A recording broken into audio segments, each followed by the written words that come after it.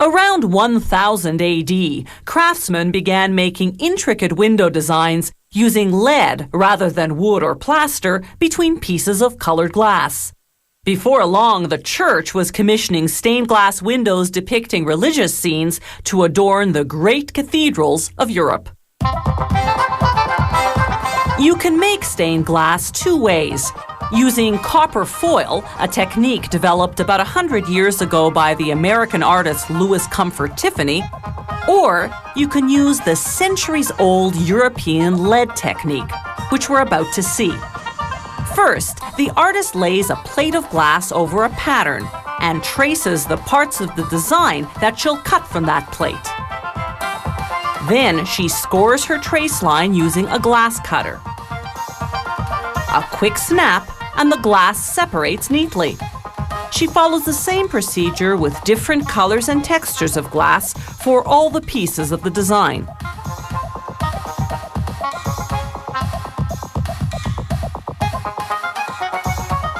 By running the cutter slightly inside the trace line, she leaves room for the strip of lead that will later hold the pieces of glass together. Once she finishes cutting all the pieces, she checks them against the pattern, making sure they fit together properly.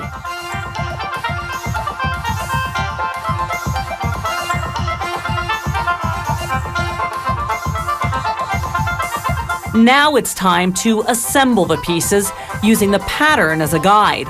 This zinc molding will frame the panel, its inner groove fitting over the edge of the glass. The artist positions this molding along the perimeter of the pattern.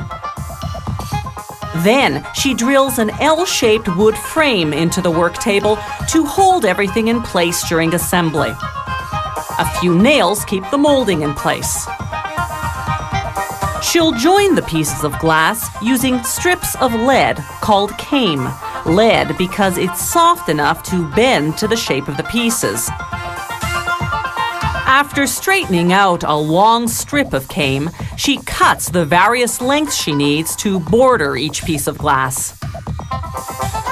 The came is shaped in such a way that the glass on each side just slides right under. The cutting pliers, called nippers, are specially designed to slice through the came without deforming it.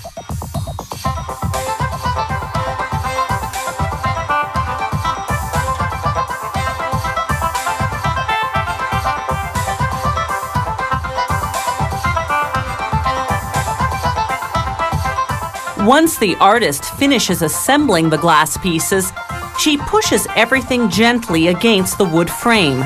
This squares the panel and ensures the pieces fit together snugly.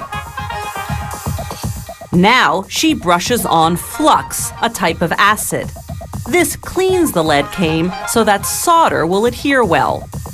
Using a soldering iron, she applies a bead of lead and tin solder wherever two strips of lead came join. Then she uses a short bristled brush to coat the lead in black putty. This makes the seams watertight and gives the lead a darker, aged look. Finally, she sprinkles on calcium chloride powder called whiting. This sets the putty and polishes the glass and lead to a shine. After 4 painstaking hours, the panel is finished. More elaborate stained glass works feature hand-painted detailing. The artist first prepares a design on paper, then cuts the pieces of glass accordingly. He paints the design outline on the pieces in black, then fires them in a kiln to set the paint.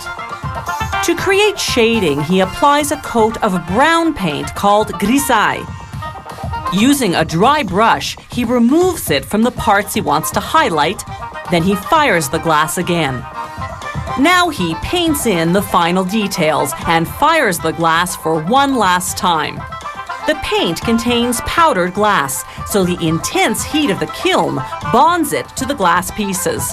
The result is nothing short of spectacular.